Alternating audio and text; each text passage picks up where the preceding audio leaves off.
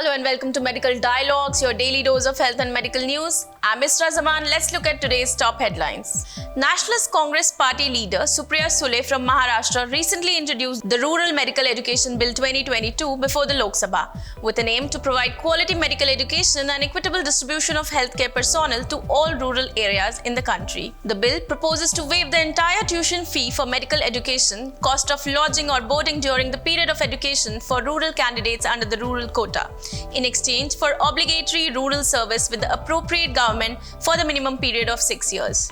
Although it sounds similar to the MBBS bond service policy, it is different from the perspective of penalty.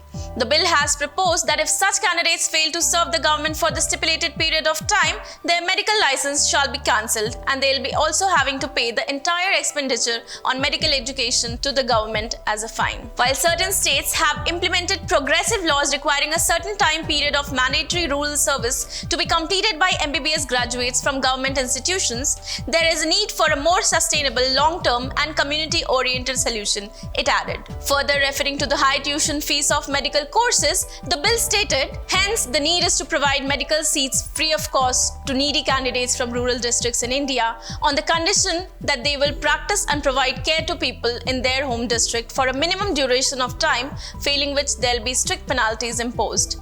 This is owing to the extremely high tuition fees of medical courses, which often dissuade many needy rural candidates from pursuing medicine.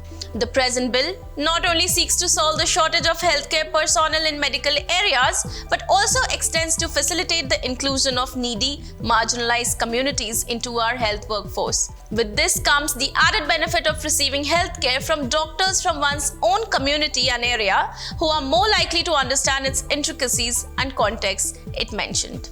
That's all from the health world today. Never miss a medical update from Medical Dialogues. Like, subscribe, and press the bell icon.